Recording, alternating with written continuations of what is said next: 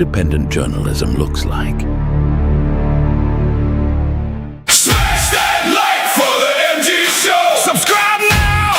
Ring that bell. Let's go. Smash that like for the MG Show. Yeah. Let's go.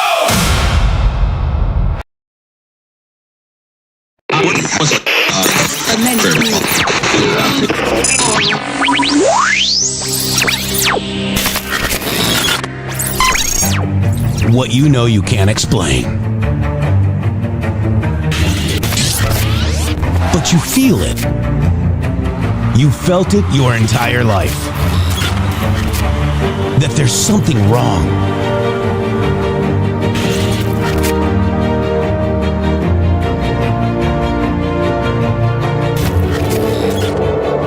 You don't know what it is, but it's there. Like a splinter in your mind, driving you mad. Experience the awakening.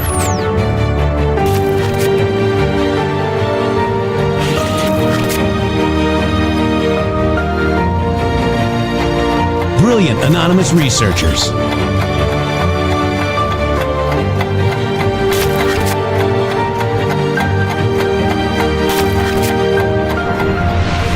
Patriots, join us in the Patriot Army. Trust the plan, pain coming. Boom, boom, boom. Let's go. RedStateTalkRadio.com, Brighteon.tv, Rumble.com/MG Show.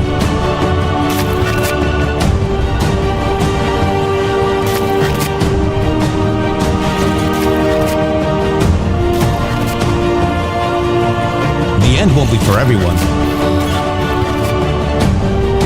That choice to know will be yours.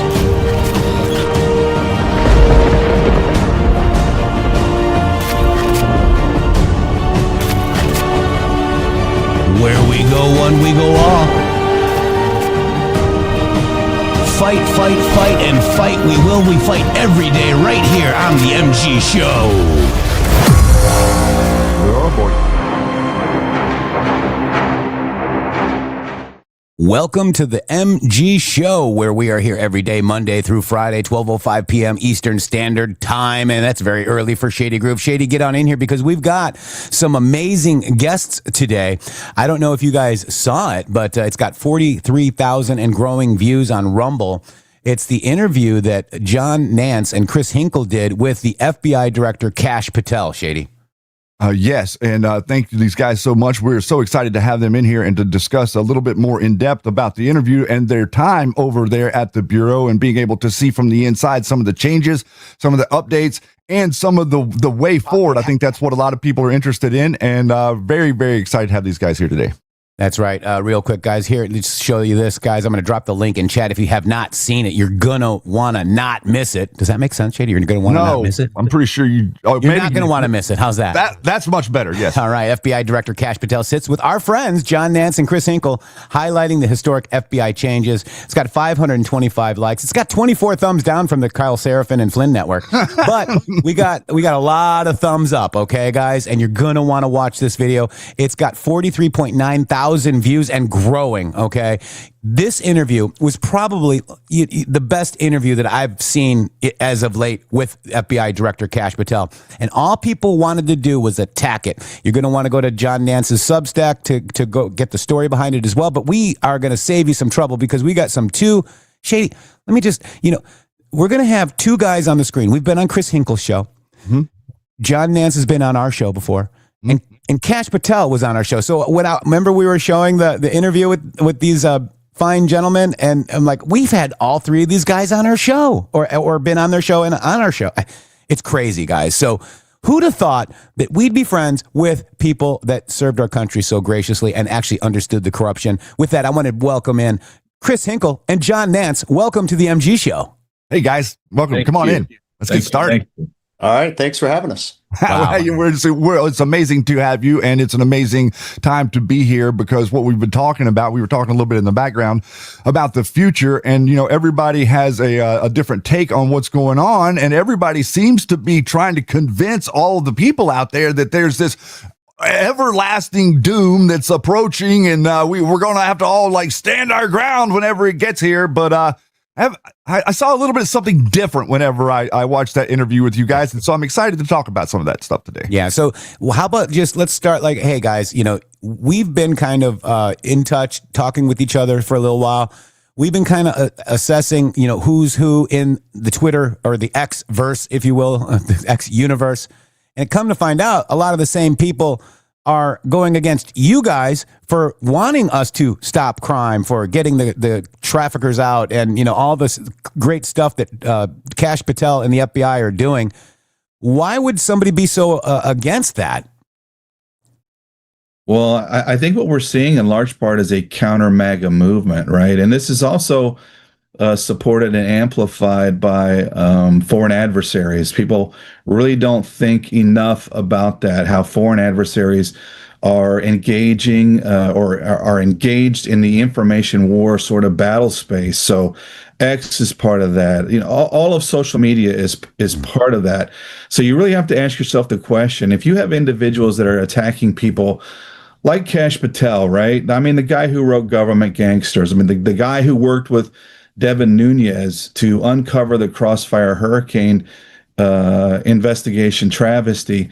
People attacking people like that, they're telling on themselves. They're showing you who they really are. So I think there's a lot of this sort of nefarious stuff at work. And when you and I, when we started first talking, guys, I was really kind of skeptical about the whole Flynn sort of network connection. And I think now it is painfully obvious. And it's been very interesting, as we talked about a little bit earlier, watching this kind of unity coalesce, this axis, like I like to, this sort of black pill axis of evil. And it's become very, very obvious, and people need to be aware and thinking about what is actually going on. Yeah, and they also coordinated attacks against Kash Patel's girlfriend, Alexis Wilkins. We helped, with those as well.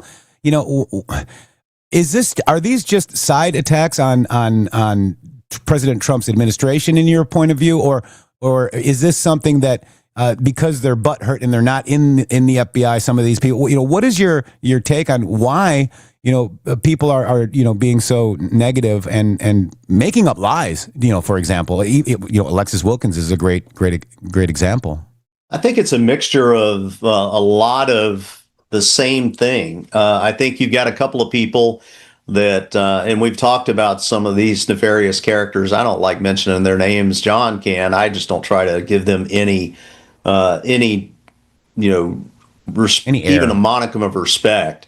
But I think a few of them were just ridiculously thinking that they were going to be brought on the inside of the FBI and put into these leadership positions when their careers were really inconsequential. They some of them barely, I used to say, had a cup of coffee in the bureau, but they're out there touting themselves as these experts. And initially, they were getting a little bit of traction. A couple of them were showing up on it started off with Alex Jones. They were showing up on a couple of other podcasts. Even one of them showed up on Fox News, and that was just a train wreck. And I think that people are starting to see through it now. It's amazing the amount of followers that some of these people have. But then when you look at their engagement numbers, the percentage of their followers and engagement numbers, they're just negligible. I do think that there are some people out there that are trying to subvert the Trump organization. I think in regards to Flynn, I was of the opinion when he first came along that it was just ridiculous to think that this allegedly highly trained intelligence person would just allow at a moment's notice to allow two FBI agents just to walk over to the White House executive wing and chat. I mean, nothing good can come from that. And there's protocols, and he should have understood the protocols. He either ignored them or he's an idiot and he didn't understand the protocols. There's no way I'm bringing anybody from the FBI inside that White House without the chief of staff knowing what's going on. And it seems kind of obvious now that I still don't know if it was just arrogance on Flynn that he thinks he's more than he is. He kind of wants Trump to fail in some areas to say, see, if he had listened to me, this would have happened. I don't know if it's truly a type of criminal intelligence operation that he's trying to take down the country. I'm still not 100% sold on that. I do think the effects of it cause problems. But then again, as I mentioned, a lot of these people, they don't really have the influence that they're trying to purport that they have. And to see some of these idiots, now InfoWars is gone, Alex Jones is still out there trying to do his thing. You got guys like Jesse Kelly and stuff, saying the things that they do. There's a lot of these people I just don't even listen to anymore. There's very few podcasts that I actually tune into now. I just we talk in our small group behind the scenes, and we kind of flesh things out on our own. Yeah. And you like the MG show, right? Is that right, Chris? Oh, yeah. I heard that. I heard that. You're awesome. Wouldn't be here if we didn't like it. Well, Shady, so real quick. Before we go a little deeper, I think people want to know can we just, before you ask that question, just table that. But Chris, will you just go ahead and explain who you are, where, let's explain, where you guys came from for the audience as well, because I don't know if everybody really truly understands. We have a lot of new people here too. Yeah, I can give a quick synopsis. So I was originally born, as I tell people, and John's heard me explain this to people, and it usually catches them a little bit off guard. I was originally born in the Holy Lands. So I was born in Tuscaloosa, Alabama, which is the center of the football universe. For those of you that follow college football, that is referred to as the Holy Lands, the football capital of the world. But I grew up in Alabama, very modest means. We were dirt poor, and I just needed a way to get out. So I joined the military. I did that for about 13 years, spent the last 5 of it as a special agent with the Air Force Office of Special Investigations. I had always wanted to be an FBI agent since the first time that I can remember watching the old FBI series about 1970. And I got the opportunity after I, late in life, got my degree in the Air Force and had been working as a federal agent with the OSI for about 5 years to get on with the FBI. Spent 20 years in the FBI, an amazing career. Regardless of the problems that were caused by Mueller, Comey, and Wray, and they were significant, it was still the best job that I ever had. I enjoyed every minute of it, even the tough times, because tough times reveal character. It helped develop me into what I do now. I spent my first 7 years in Washington, D.C. 2 of those, I was at FBI headquarters. I was on the National Computer Crime Squad, responded to the Pentagon on 9/11, worked the D.C. sniper case, the anthrax case, transferred down to Jackson, Mississippi as a field desk supervisor, ran a multifaceted desk there, worked some significant cases, stepped out of management after a while because really the bread and butter of being an FBI agent is working cases, and that's really what I wanted to do. So I went back to working cases, went to Baghdad for about 5 months, tested my interrogation skills over there in a Baghdad prison, and then came back and finished out my career. And now here in living in Madison, Mississippi, just north of Jackson, with my wife. We have 3 sons, 2 daughters-in-law, and a brand new granddaughter. The granddaughter is the main focus of my life now. And I'm going to slowly get back into this podcast thing. I'm slowing down some of my professional stuff so that I can take advantage of still being healthy and doing things. But that's pretty much it. Met John online through LinkedIn, I think. I was looking at doing some writing, and I was kind of curious as how this still on board FBI agent was writing articles for townhall.com. And our conversation started there. He retired. We got together in a text group with some others. That group lasted for about 6 years, and still some of us are together now, but that's pretty much it. Yeah, and John, why don't you go ahead and give your 246? Yeah, sure. So 26 years in law enforcement. The first 6 years of my career were spent as a deputy sheriff at the Greenville County Sheriff's Office in South Carolina. So a lot of tremendous experience from my local law enforcement days. And the Bureau hired me after law school. And then I started off as a counterintelligence agent in Miami. So worked that for about 3 years, then moved on to surveillance and then dignitary protection up in D.C. for about 3.5 years. And then ended up my career as a supervisor, supervising both the ground and the aviation surveillance components of the Washington field office. So 26 good years. Very much enjoyed my law enforcement career. The Bureau was always good to me. I mean, obviously there were major issues that were taking place toward the end of my career. Comey was a tremendous problem for the Bureau. So that's pretty much it in a nutshell. Now I'm writing for Town Hall. I have a column there. I also write for a smaller news outlet called Restoration of America. Some really good folks over there as well.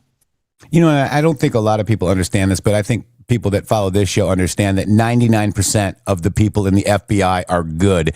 It's that 1% Absolutely. that kind of made it hard for the rest of you. Mm-hmm.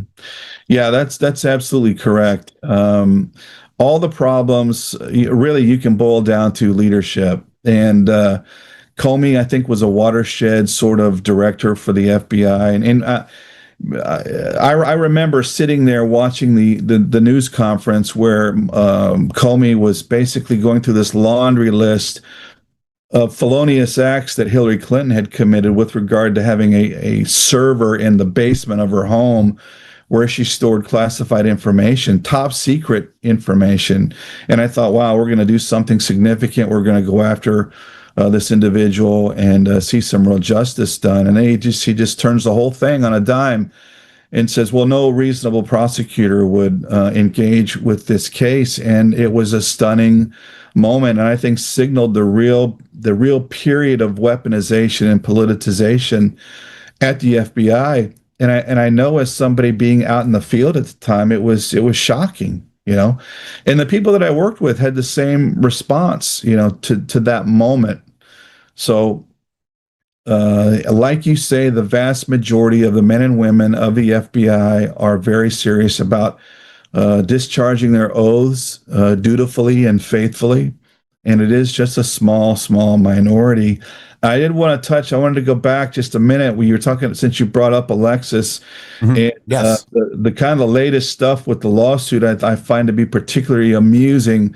So the defendant in that particular case is a person known as Kyle Serafin. And anyway, he's being sued for $5 million.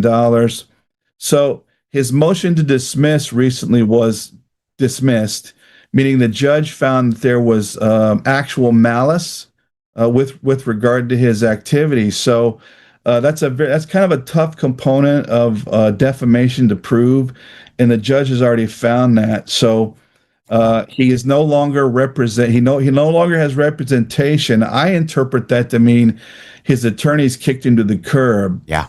So he's defending himself at this point, and I think Alexis stands a very, very good chance of seeing justice served in this case.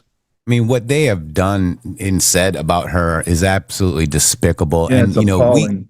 we presented it on this show with Alexis Wilkins. And, we talked to you about it as well, John, when you were on the show last. And, for people to just, make up, all they do, they make stuff up. They lie. That's all they do. And I don't like people that lie, just to be honest. I can't stand liars. Well, it's the Alex Jones model, right? Yep. Say whatever outrageous thing you want. Say that Sandy Hook never occurred, right? And get sued for $1 billion. And you see how that worked out for Alex Jones. Yeah. So I'm hoping to see the same result for Alexis and this suit with regard to just the heinous and spurious allegations that individual has hurled at her. So that's kind of the latest that I've seen develop with regard to that case.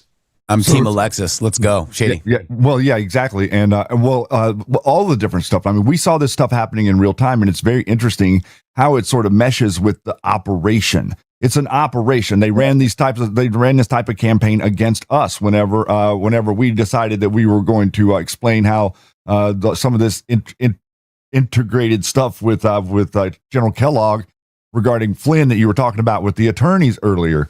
But what's happened, guys, what I think, and I'd be interested in your take on this. You were talking about earlier. You were talking about the propaganda, the foreign influence.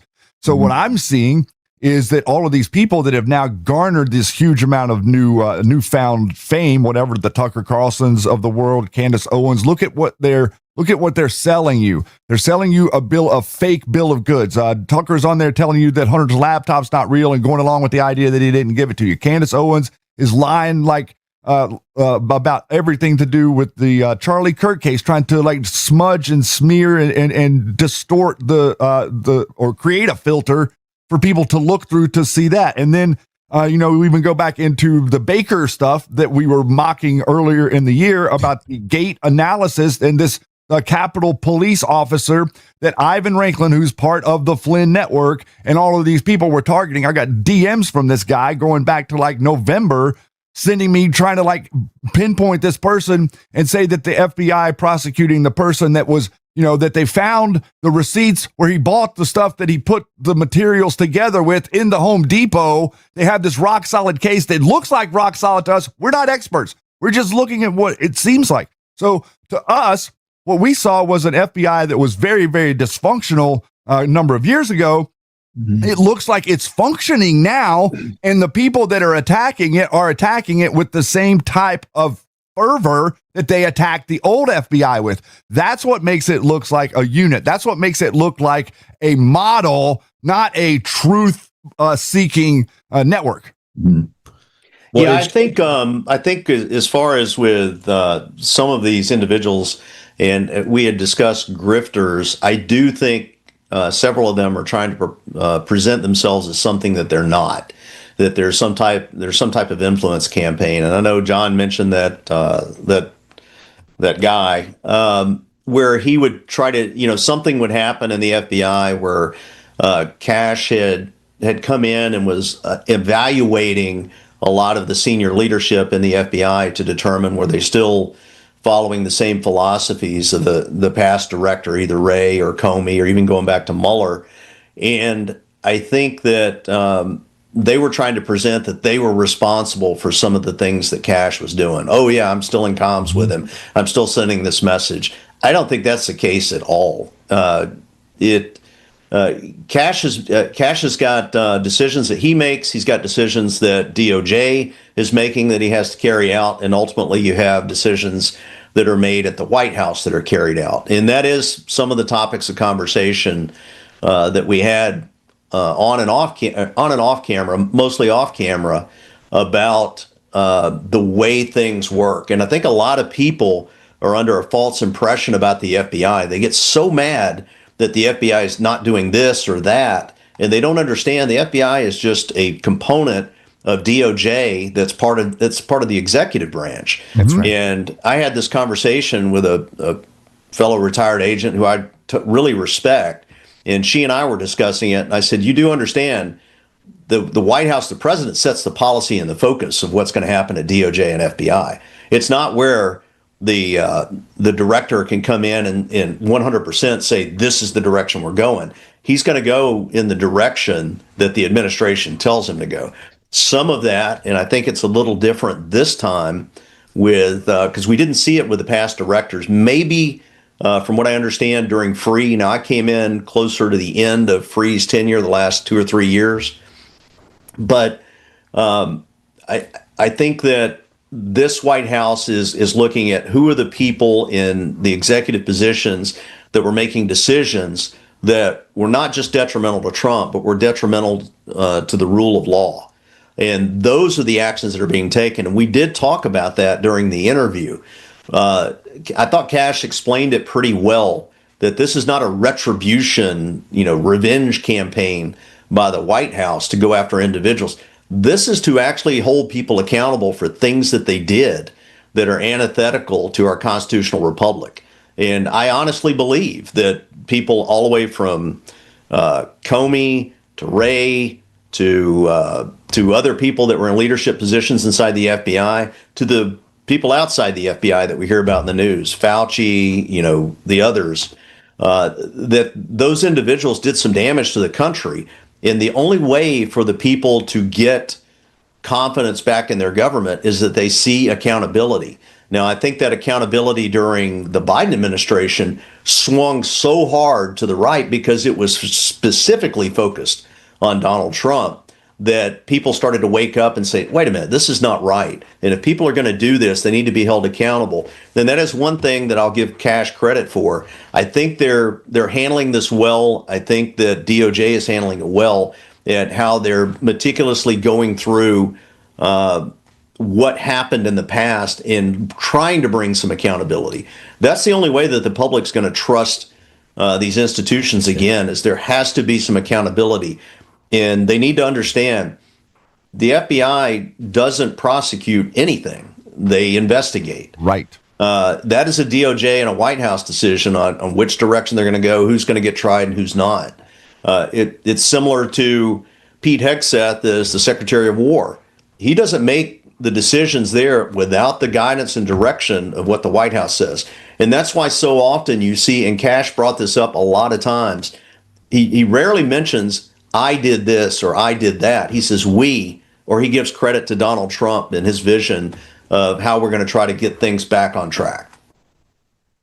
John, do you want to add on to that or have any other thoughts?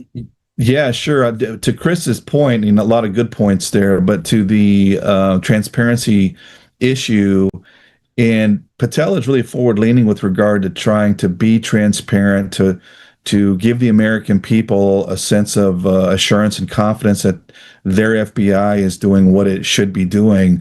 And I think we're talking about like 40,000 or maybe it was 50,000 documents that have been delivered to Congress already. We covered some of that during the interview.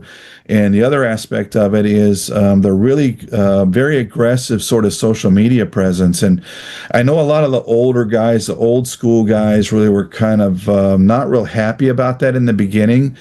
And to me too, it was kind of like, well, what are we doing here? Because traditionally, you want to see an FBI director who is behind the podium giving a press conference, right? But this idea of transparency and like the rapid response account that the FBI has on X is an excellent source of information. I mean, critics, supporters alike can go to that account and see exactly what the FBI is doing for them day to day. Patel himself, Ben Williamson, who's the public affairs assistant director, are all out there putting out really good information with regard to what the Bureau is doing. So I see it very much as a net positive. And Patel said during the interview that this is where people are going to get their information. This is where people are going to get their news. So I think it's a very good thing. I think it's another component of Patel's reform effort that is really doing tremendous things for the FBI and specifically for restoring the American people's confidence in the Bureau. And back to one of your other points from a little bit earlier, Kash Patel, Blanche, a bunch of these other appointees are really proxies for Trump, and people will attack them when they're afraid to attack Trump directly. So these people that were attacking, say, Comey's FBI, Biden's FBI, right, Christopher Wray's FBI, that are continuing this assault on the FBI, they're telling you what their motivations really have been all along. It's not about being a whistleblower. It's not about being a patriot. A lot of this is about just plain old-fashioned grievance and grievance mongering. So people not getting what they want out of Kash Patel in some of these instances. So it's very, very disgusting to see, childish, frankly, to see some of this stuff. And in terms of influence, these people having influence, if you look at what happened to Massey in that campaign in Kentucky, I think that demonstrates where the real influence is, because Trump's nominee won that primary, destroyed Massey. So in terms of influence, I think MAGA is still very much alive and well. And I think that we need to be encouraged by that, not complacent, but encouraged by that. Yeah, because a lot of the X world is just operators, and it's negative. They're saying things that people in your real life would never really even know. Right. But they're trying to get you triggered on X and all that other stuff. So Like for example, General Flynn wants to run for president in 2028. You ask people, like, go out to dinner tonight, guys, and ask, a table. Go up to a table and say, has anybody here heard of General Flynn? The answer will surprise you. Right. Yeah. Something real quick I wanted to bring up, and I think your viewers might be interested in, is how did this come about? How did John and I end up, inside FBI headquarters interviewing? That was my next question. It came kind of out of the blue. It wasn't something that John and I sought out. I don't think we've ever, and he and I are on, multiple little, small text groups. We were contacted by some of Patel's representatives. So it was, and I don't mind saying who they are. I don't think they mind. It was, Ben Williamson, the assistant director for public affairs, was in a text group, and there's a young lady that had reached out to me, probably, goodness, it had to have been April of 2025, had reached out to me, and I got introduced to her to John, and they had contacted me because I was making some comments in media about, at that time, it was the promotion of Stephen Jensen to assistant director in charge of the Washington field office. And people were negatively calling him this J6 Hitler or whatever from his time as a section chief at FBI headquarters. And I'd worked with Stephen. He was an assistant special agent in charge in Jackson my last 2 years before I retired. And I'm listening to these things they're saying about him, and it's just totally opposite of the guy that I know. So I'd spoken up. She'd reached out to me and just said, hey, we've heard what you said. We want to thank you for, the kind words about Stephen. You're spot on. He's being promoted for a reason, and that reason will become known later. Never told me what the reason is. I don't get any inside information. I said thanks. I was in the middle of a lot of other things going on then. One of them about whether or not I was going to run for public office. And then fast forward to probably about a month before John and I went to headquarters. She had reached out to us along with Ben Williamson, said, hey, we would like to invite you guys back inside the FBI. And my initial knee-jerk reaction was, I'm not going back to work. I did my career and I'm retired now. I got a granddaughter. I'm enjoying all this. I'm not looking forward to go sitting behind a desk and working cases again. I could do it, but that's I'm trying to enjoy life now. You want to retire 60. and enjoy family. So so they clarified that and said, no, they've noticed how you guys carry yourselves online. And John and I are not fanboys. I want to put that to rest right now. There's been some critical things that we've said, but we've been civil and cogent about it. It's not been where we use a lot of pejoratives to attack. We just say, I disagree with this. And there are things that we talk to Kash about. I disagree with this or that. And he was open to that criticism. And I want to commend him for that, because that's not something that I can tell you personally from my interactions with Director Mueller. He was not open to criticism. Comey, I think, was just looking to mix it up. And I'll tell you a quick story. John mentioned when he made that July 5th statement about Hillary Clinton and the decision that the FBI wasn't going to move forward with it, when Attorney General Lynch had allowed him to make the prosecutorial decision. That right there was odd. So about September, I was at a conference, and it was a small group of us, probably about 40 or 50 in a room. We're in these positions as coordinators for a couple of programs, and we were in Dallas, Texas. And here comes Comey. He's going to come in and speak. They prefaced him coming in to speak before he even made it to the auditorium where we were sitting, and it was a small auditorium. They said, listen, let's keep it civil, no questions about Hillary Clinton, about his statement, no political stuff like that. We're just going to have candid conversations about outreach. I'm like, okay, I've been to these before, so I just planned on not saying anything. So in walks Comey, and he talks a little bit, and he opens up the floor to questions. Any questions out there? And like crickets. And then he looked up and he said, nobody wants to ask me about Hillary Clinton's emails? And I'm like, You just told us not to. yeah, I'm not asking. We were They're trying to bait you. Is this set up? So somebody spoke up and I think asked him what type of books he likes to read. And by that time, I'm just leaning back in my chair. But yeah. So yeah, Comey was the type that he probably would have talked about any of that. I had several conversations with him. I was up for a conference at FBI headquarters, and he notoriously would go to the cafeteria to get his own lunch. And I actually stood in the sandwich line chatting with him for a while. And I'm like, why is the director here talking to me right now? Surely there's things to do. Yeah. But Kash was open to the constructive criticism, and I appreciated that. At one point, we were in his conference room. This is after the videotaped interview. And things were kind of starting to wind down. And he said, well, do you guys have any other questions? And I looked at John and I just said, can we be candid? He goes, yeah, you can be candid. You can ask any questions. And John knows exactly what I asked. I don't know if we want to discuss it here because it was a personnel matter. But I asked based on what we see from the outside. Mm-hmm. And he didn't give us any personnel, from a personnel file type perspective. I just asked in so many words, what the heck's going on with this? Why did this happen?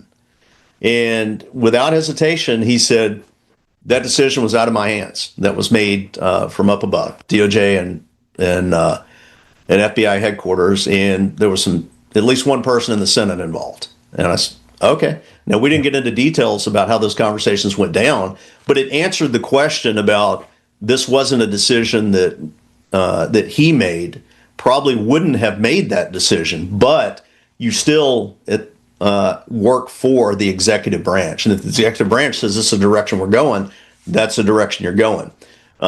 He did comfort us into saying, we're not, we've ensured that this is not going to be an issue, or we've done everything we can to make sure it's not going to be a repeated issue with things that had gone on that led up to it. So I don't know if John wants to comment on that. I wasn't going to mention the person because, again, it was a personnel matter. I don't really care about what that person's doing right now, just as long as they weren't causing any more problems that they caused before. John, you got any comments on that? The good point is is he allowed you to be candid? I think that's the overarching point. There's not this like stuffy, I'm better than you are sort of attitude. No, yeah, not at all. You really hit the nail right on the head, because the whole interaction with Patel was very friendly, very open, very conversational, right? And I've interacted with some other directors, and that is not what you expect, from someone in that position. But with regard to those personnel matters, I think the important takeaway there is that Patel is fundamentally concerned with the well-being of the FBI workforce. That was a big takeaway from the interview, and not just paying lip service to it. And it really came out in ways that most people would not immediately be familiar with, like how he's kind of restructured SWAT, that type of thing. He's also done some really cool things, like opening up the LEGAT program. And what that is the FBI has offices all over the world. They're called legal attaches, and they're basically liaison positions between the FBI and foreign counterparts, right?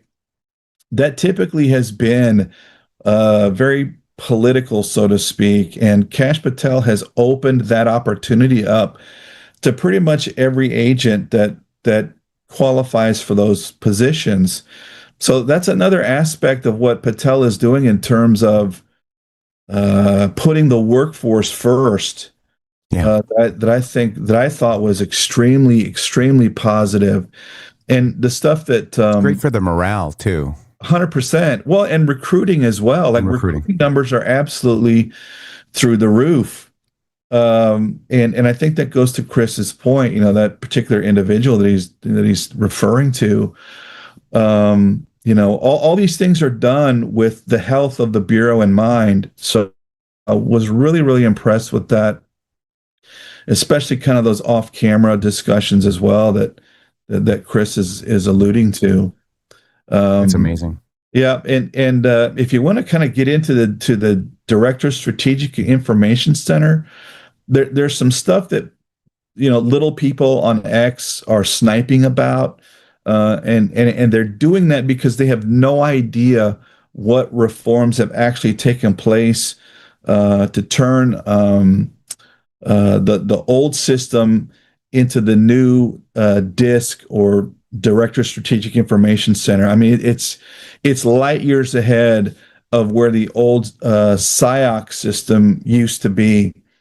And one of the interesting components of that is the way crises are managed, and the information exchange system that has been updated to enable essentially a single point of information sharing. So you have some big crisis event kick off. Typically, what has happened in the past, a case agent out in the field is getting bombarded by phone calls and text messages from headquarters or from the field office management, wanting to know what's going on, what are the bullet points, how do we brief this stuff up the chain of command.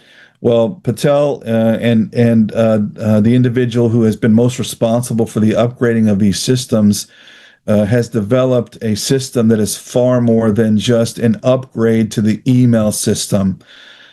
So these are wide-ranging developments and improvements that have cut down the response time tremendously. And I don't know if Chris wants to talk a little bit more about that. Yeah, I think in looking at it, because I had to pull a couple of shifts up in what was the George H.W. Bush Strategic Information Operations Center. That's now the Director's Strategic Information Group. And it looks a little different than when I was there, just after 9/11. It's kind of compartmentalized into smaller sections now. And I'll tell you how it went on 9/11 was you would rush out. There might be a telephone call with a lead, something that we need to follow up on immediately. Let's say it's in the DC area and it also involves Los Angeles. So you would get a handwritten piece of paper from somebody that says, go out and cover this lead. And that might be going out and interviewing some people or going to a location to verify or collect some evidence. Well, that piece of paper is then transferred over to a support person that is typing it up, or the agent, when they come back, they type it up and they put that into what was then the automated case system. It's called ACS.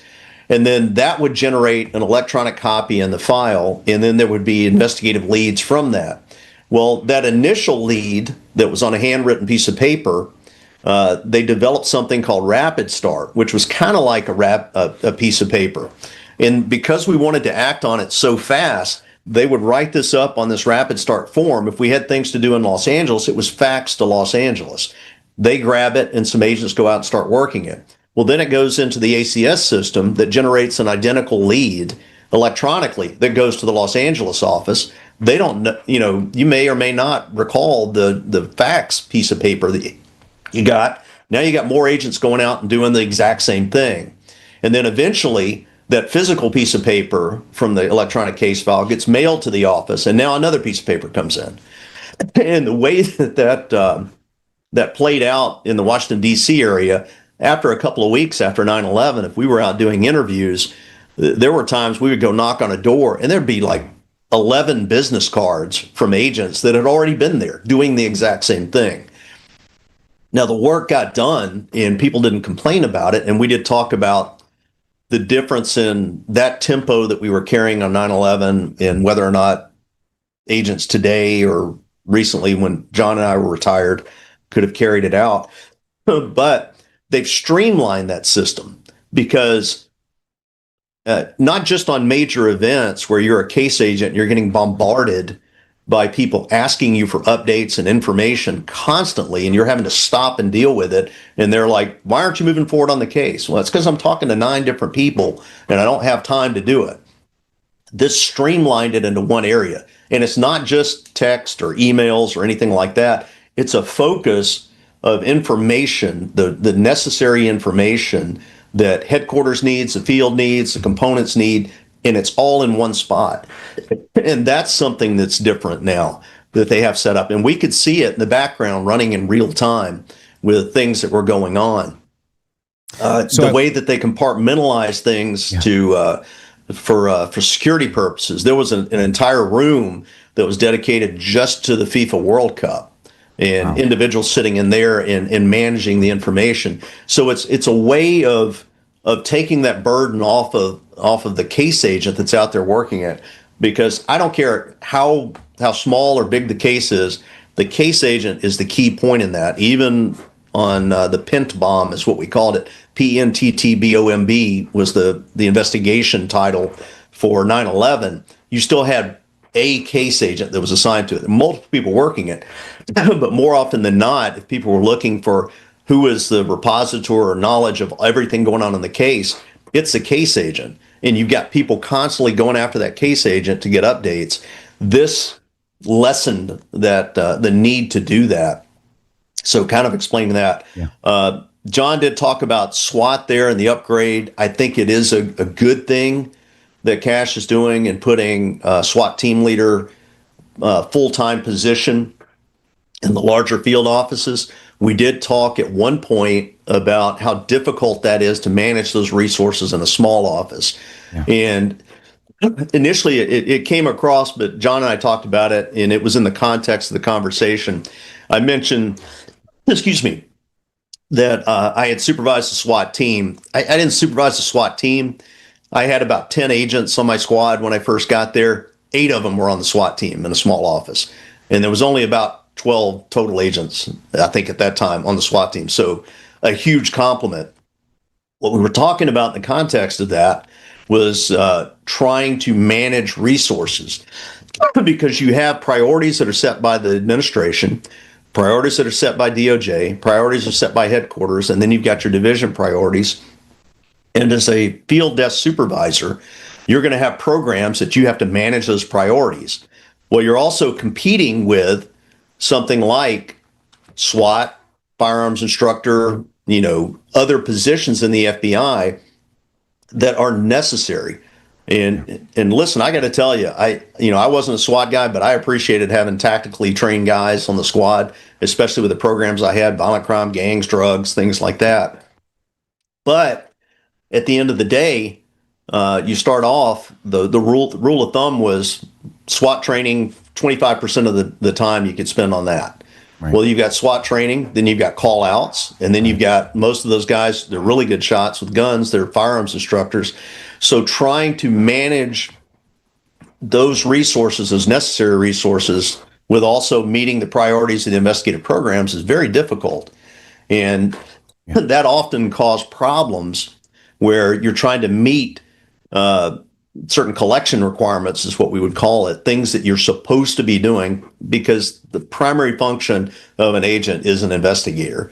SWAT is a great component of that. It is not the national priority. Right. But it is a good component of it. So yeah, I had a couple of people contact me. They were upset. Oh, you never supervised a SWAT team.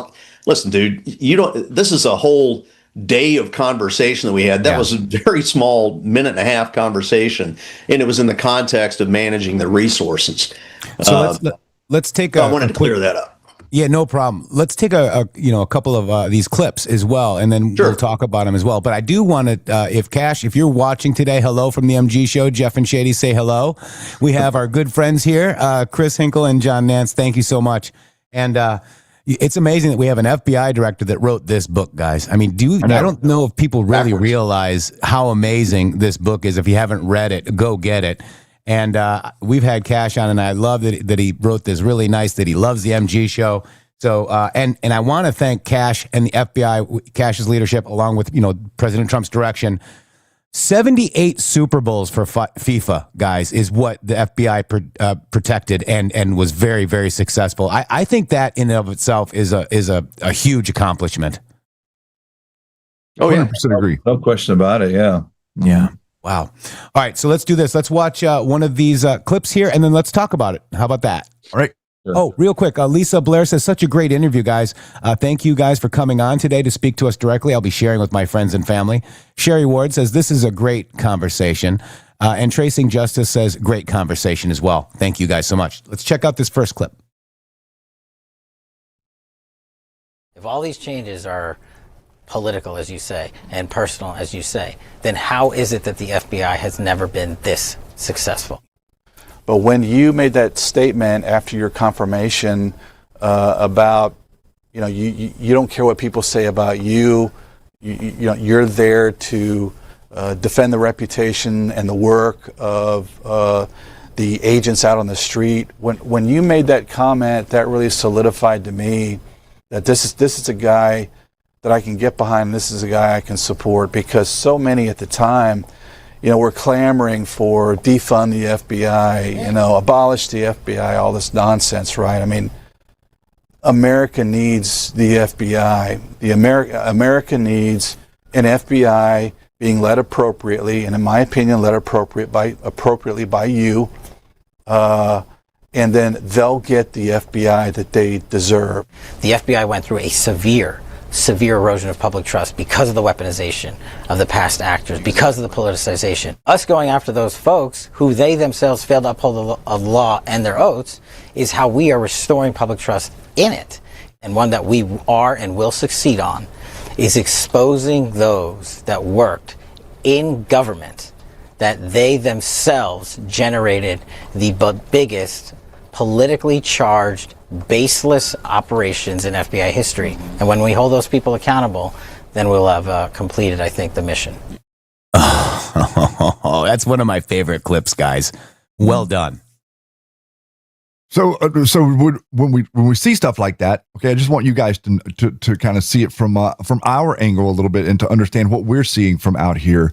What we've been watching as the American people is we've been watching what looks like a group of people that are really have a hard time piecing together anything. Where instead we've watched all these movies that has shown us this organization, the Bureau, that's top notch and it does everything by the book. And then as soon as Donald Trump comes onto the stage, there's this massive amount of weaponization, an unbelievable directing energy from the highest, most strong law enforcement agency on planet Earth towards innocent people in a way that's just absolutely crazy that everybody saw it. Now what we're seeing is we're seeing cities become safer. We're seeing criminals being put in prison. We're seeing gangs being broken up. We're seeing drug trafficking networks being intercepted. We're seeing literally thousands and thousands of pounds of this stuff being confiscated off the street. Stuff like that you would really want to see your FBI doing. Another thing that I wanted to mention to you guys, I know we're getting ready to head to a break here. I think we're going to hold you guys over. You guys going to stay over for another hour? Okay. Yeah, sure, I can do it. So maybe what we'll get into whenever we come back a little bit, but to preface it something, I'm impressed with this international success that I'm seeing. I'm impressed with the idea, like, I feel like I've been told, like, oh, no, well, this, like, once you get out of the border, if you get across the border into Mexico, well, then it's all good. You've kind of escaped being captured.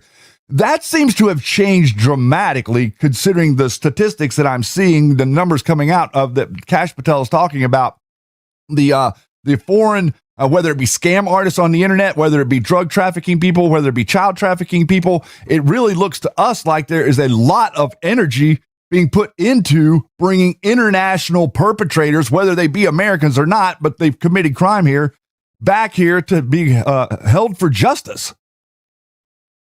Yeah, well, that's why these foreign trips are important. And Patel's been really heavily criticized by that, or for that, from some quarters. And you also have critics that have been saying, well, these foreign indictments, that's fine and good, but they're never going to be acted upon. Well, Patel has given the lie to that statement because, when he travels to China or when he travels to whatever country overseas and is continuing to forge these relationships, this is the fruit of that kind of liaison work by the director himself. I mean, it's great to have legats in foreign countries that do this work kind of day in and day out. But when you have the FBI director meeting with his counterpart in a foreign country, you really can't put a price tag on forging those kinds of relationships. And the proof is in the statistics, right? I mean, just, the violent crime rates are dropping here. But people who criticize Patel, and say, oh, well, those aren't bureau numbers. Well, Patel says himself, number one, yes, they're bureau numbers. Does the FBI have jurisdiction over homicide cases? No. Those are local law enforcement matters. But guess what? The FBI does work violent gangs. And the FBI is assisting with ICE operations as well, and a myriad of other ancillary sort of impacts that the FBI has that directly affect those violent crime rate numbers. So people that are out there saying this stuff, again, I can't emphasize enough, these are subversive individuals who are counter-MAGA individuals who are using Kash Patel and other appointees like him as proxies for Trump himself. They don't have the guts to go after Trump, so they'll try to go after one of his appointees. And the FBI, for obvious reasons, has kind of been low-hanging fruit for a while with the J6 abuses and a lot of the other stuff that the FBI was involved in under Comey and Wray, and frankly, this really started back during the Obama administration with the implementation of DEI, with his policy of radical transformation. Right, that's what he did across the entire governmental apparatus. And I tell people all the time, elections matter. It matters who's in the White House. Yep. And we'll be right back after these beautiful boom messages. 5 minutes, guys.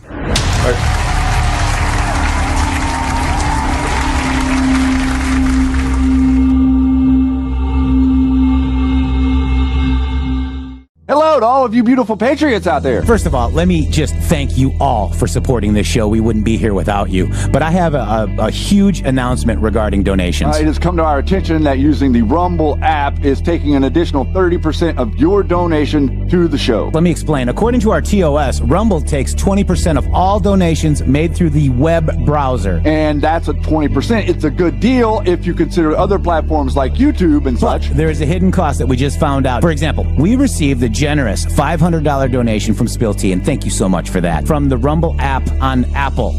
So Rumble took 20% and Apple took an additional 30%. We brought that to Rumble and they said, well, Rumble's take of tips and donations is 20%. That's if the transaction is done through the web browser. If using the Android or iOS app, it's an additional 30% collected by those platforms. So please use the web browser to make your donations to the show and avoid the hidden fees by Apple and Android. That's right. You can also support us at GiveSendGo/HelpMGShow, mg.show/donate. We have PayPal and Cash App. Both are at RealMGShow or $RealMGShow. Please help us out. We appreciate it. Thank you. Thank you.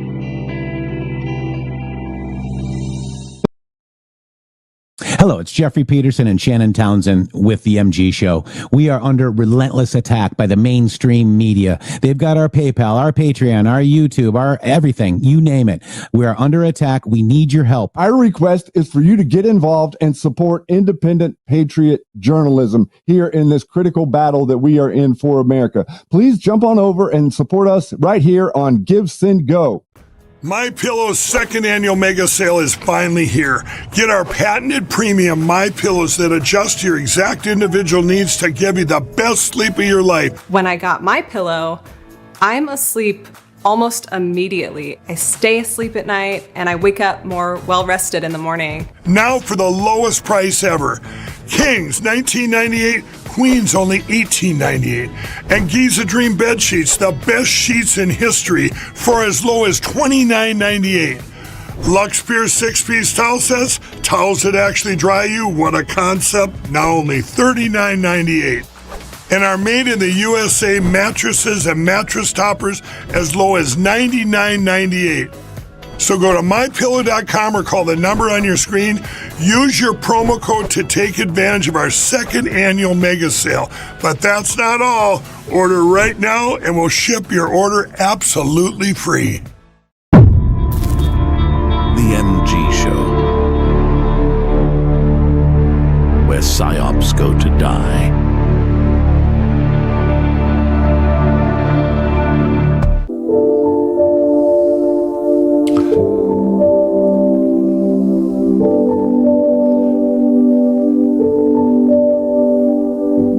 Ladies and gentlemen, yes, it's true. You heard correctly. This summer, the Q Lounge Live returns to the airwaves every Tuesday night at 9 p.m. on the East Coast, 6 p.m. on the West Coast. Hello, I'm your host, Shannon Townsend, a.k.a. Shady Groove, and we've got a lot to talk about. We're going to be taking your calls. We are going to be following your wonderful president. We are going to be standing in the gap. We are going to go places where the conspiracy theorists tell you that you're not allowed to go. We are going to uncover the truth and follow along as Donald Trump has his way with all of these people that he stood up a long time ago and told us that he was going to. Well, it's happening, ladies and gentlemen. It's happening every single day, and we're going to keep you updated with a weekly show. Get ready, get your friends, show up. That's right, Tuesday night, 9 p.m. on the East Coast, 6 p.m. on the West Coast. Join me there, right here on the MG Show channel on Rumble. God bless you and God bless America.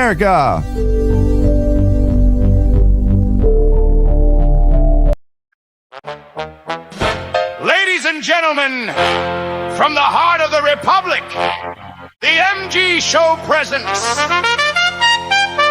Future Proves Past!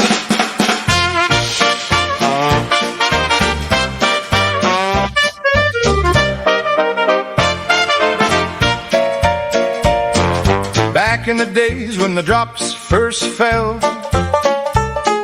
whispers of truth rang the freedom bell. They laughed in the papers, they mocked on the stage, said nothing to see while they locked up the page. But clocks kept ticking and secrets grew thin. The future walked in with a knowing grin. Future proves past, the writing was clear. Every last drop is ringing right here. Q for the Patriots, Trump for the fight. MG Show keeping the lantern alight. Future proves past, the truth won't be denied. America's rising, the storm's on our side. From deep in the shadows, the players were named. The swamp and the brokers, the ones who were framed. They built their cathedrals of power and pride. But the people woke up and the curtains drew wide. One man stood tall when the odds looked the worst. The future looked back and the past was reversed. Future proves past, the writing was clear. Every last drop is ringing right here. Q for the Patriots, Trump for the fight. MG Show keeping the lantern alight. Future proves past, the truth won't be denied. America's rising, the storm's on our side. They said it was crazy, they said it was done, but the calendar turned and the proof had begun. Every time stamp, every name that was called, the future delivered, the past was installed. Future proves past, future proves past. The writing was clear, the writing was clear. Every last drop is ringing right here. Q for the Patriots, Trump for the fight. MG Show keeping the lantern alight. Future proves past, stand up and decide. America's rising, the storm's on our side. Future proves past. Oh, get you guys going. Goes on. Boy, oh boy. The show goes on, Shady Groove. That's what we do right here at the MG Show. We're having a great conversation with the Chris Hinkle and the John Nantz on X. Those are their handles. Make sure you go follow them. I think Liberty has posted their links in here a bunch of times. We're getting a lot of great feedback from you guys in the audience about this interview, and I think it's great as well. But Shady, before I bring them on, let me just do this Rumble wallet thing real quick. Okay. Because, it's important that we keep going, right? We hear a lot about crypto. We need you guys. And here's the part that people miss. Crypto was created so you could actually own and control your own money. After the 2008 financial crisis, Bitcoin was designated as an alternative to banks. So instead of a bank holding your money in delaying transfers or limiting access, you are in control. And if you ever had to wait for a transfer to clear, I know you felt that. I have. So fast forward to today. Future proofs past, right? Everyone's heard of crypto, but getting started still feels so complicated, and that's exactly why this show and I use Rumble Wallet. It takes out all that complexity and makes it very simple. Choose what you want: Bitcoin, dollar-backed stable coins, or digital gold backed by real gold. No complicated setup. It's very easy. It all connects with MoonPay, so you can use your credit card, your debit card, or your bank account and be up and running in minutes. And once you're set up, you can even support your favorite Rumble creators like the MG Show directly. So do this now. Scan the QR code, click the link in the description, and download Rumble Wallet. From there, you can set up your wallet and tap buy, and you're in the game. In just a few minutes, you can go from hearing about crypto to actually owning some.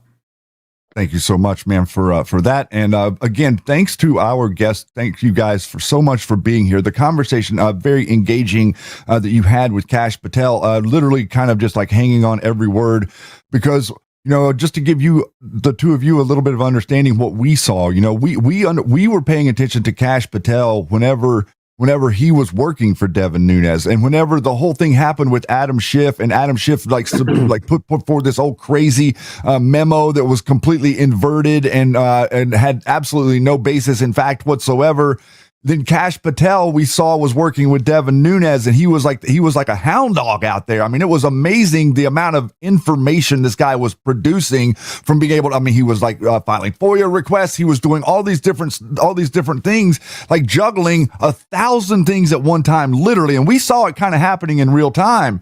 So, whenever we saw that Kash was being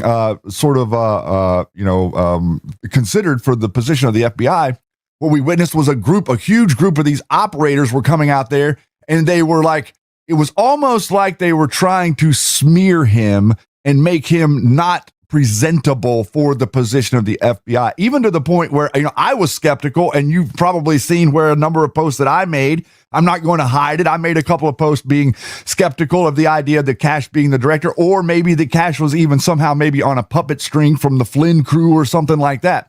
But I'm going to tell you, like, all of that dissolved within a few weeks of him being in there, simply because I started to see really real results. I have family that's kind of near you there, or where your offices were there in Jackson, Mississippi, sort of in the area of Memphis, Tennessee. And there are, it's amazing what they're talking about. They live in different areas, but they're talking about the idea that crime is really reducing. This is not some talking point, guys. The media isn't telling you this. Donald Trump coming out and saying that these cities are safer and that people are being arrested. It's not a talking point like they're saying on Facebook and other social media. It's really the experience that people are having. And so when you guys were interviewing the FBI director, I was completely just glued to it, because it's law enforcement that affects all of us as we the people. And a lot of we the people don't really even understand that we need the law enforcement that we need. But the reality is, what we need is people to do the hard work. And I honestly feel like that's what we're getting out of this FBI. Yeah, in that context of seeing the significant crime rate drop. So we had an increase in the amount of crime that was occurring during the Biden administration from the flooding of the borders of people coming across, many of them violent criminals. So it is understandable that would go down, because I put this out in a post. About 5% or so of the violent criminals are responsible for more than 50% of the violent crimes that occur. So when you take resources, and as Kash mentioned often, these are everything that was being done was at the direction and the behest of the Trump administration of, we need to go after violent crime. Well, a way of doing that was taking the resources that the FBI uses, addressing violent crime, gangs, drugs, things like that, and marrying them up with Homeland Security, so that you're expediting getting these people rounded up, the violent criminals, getting them off the streets. And if you take those violent criminals off and you dismantle the organizations that they're part of, whether they're street gangs or whatever, you're going to see that significant drop. And that's something that the FBI has traditionally done in the past with its violent crime task forces. But this was something new of partnering up with Homeland Security. A lot of people don't understand every violation, every criminal statute that all of the other federal law enforcement agencies, whether it's Secret Service, DEA, Homeland Security, any of those, the FBI also has jurisdiction over every one of those violations. So it didn't take much other than understanding the functions of how Homeland Security was working and how they were addressing the street crime, but bringing the resources of the FBI in to marry up with that gave us a precipitous drop in violent crime by focusing those resources there. One of the things that in our time with Director Patel, I was comforted by, and I was a little concerned initially, is are we taking our eye off the ball in other areas? You know, are you pulling resources from counterintelligence? Are you pulling resources from counterterrorism? Things that we need those resources in place. And it was a balancing of resources. I think it may have minutely impacted those programs, but those programs kept going forward. The things that you're seeing in the media from some of these miscreants on X, saying there's disgruntled individuals inside the FBI that are, mad because they're having to go out and do this. That's not actually the case. I got that from talking to people inside FBI headquarters when we were there, and I got that from talking to people at the local field office here. Yeah, it's a little inconvenient, but you sign up for that to be sent somewhere to work something for a long period of time. But the mission is still the mission.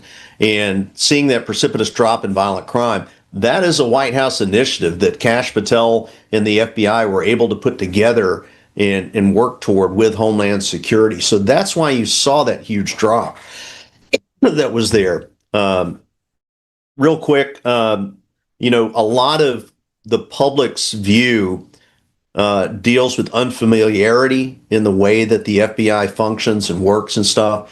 And then you've got some of those individuals we talked about before, that one particular individual that John mentioned, that will take the public's unfamiliarity with how it works, and they'll use that to paint it in such a picture that the FBI is focused on doing something bad when it's not. It's the same thing of the reason I went out and defended Stephen Jensen at the time was he was being portrayed as this J6 czar that was directing traffic and, calling people on J6 terrorists and directing that, SWAT teams go out and bring them in.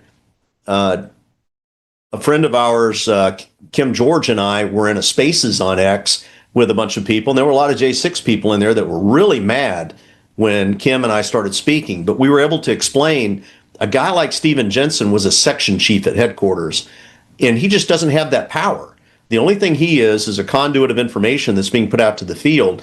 The executives, the special agents in charge in the field, are the ones that make those decisions on what resources and how they're going to implement, whether someone gets arrested by SWAT or someone gets arrested by some agents, or they just meet down at the courthouse.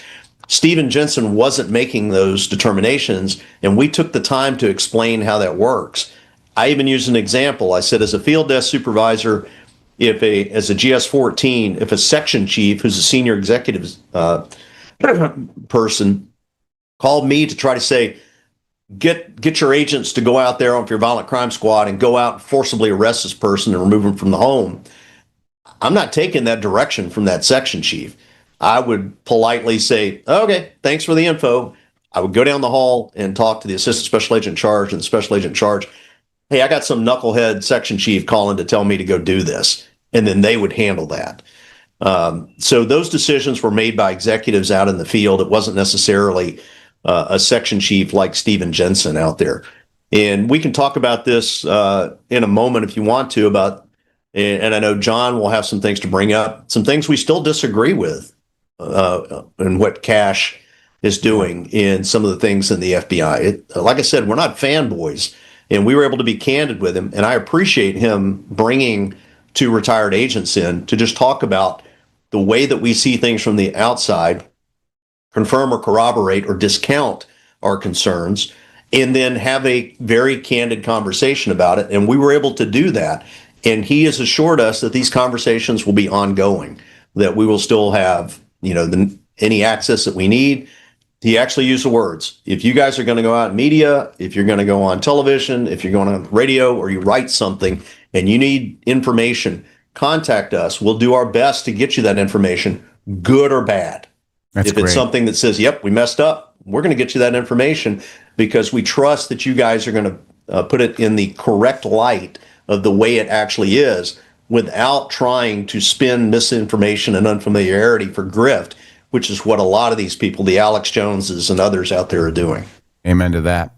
I want to get into a clip here as well. A lot of the people here on this show, this was in 2017, Carter Page, in the Kevin Klein-Smith. So we know Kevin Klein-Smith. We've heard about him in 2018, 2019. We know about Carter Page. And it's about the FISA. We also know about FISA. I'm going to play this clip and just get your reaction to it, and we'll talk about it. How's that sound? Yep. Sure. All right, here we go. FISA is a little bit of a different animal, as you guys know, but it also suffered from the same overkill from administration that the rest of your search warrant and Title III process or what have you, right? So what we did was we came in and I said, do not bring me one FISA package that does not have every piece of exculpatory information that you can possibly obtain. And I literally built that into every package. It is front and center. This is the DROG we have. This is the exculpatory information we have. This is the information in between. We don't know which way it goes. We are upfront about it, and because we're responsible for that, it's a powerful tool that keeps our nation safe. And so we also, this used to be a 3-strike rule on, in terms of whether you're talking queries or just access to FISA data. There's no 3 strikes. You're trained. You know what you're doing. If you misspell a name, okay, we got you. Some of these selectors are complicated, no problem. But you're out. And we've also made it where during the FISA process and the warrant and application process where I don't need 4,000 people looking at it. I need the smartest folks looking at it, making the correct decisions, right, and then partnering with DOJ ultimately to get it across the finish line. And so that's another thing that we've streamlined. So we're streamlining, FBI Director Kash Patel is streamlining the FISA process for the FBI. Because it seems like a lot of the FISAs that were opened on Carter Page, General Flynn, you name it, were all kind of a setup and just went through too fast. I mean, what is your take on this? Well, first of all, FISA is a warrant process. Okay, I've heard a lot of a lot of this stuff on social media about people railing against FISA and somehow trying to suggest it's not a warrant process. Well, it is. That's why there's a FISA court. You have to present your probable cause to the FISA court, right? But what Patel is talking about there specifically is derogatory information or exculpatory information. And that was the problem with the Steele dossier, right? The Steele dossier was a complete fabrication. We all know that now because of Kash Patel's work.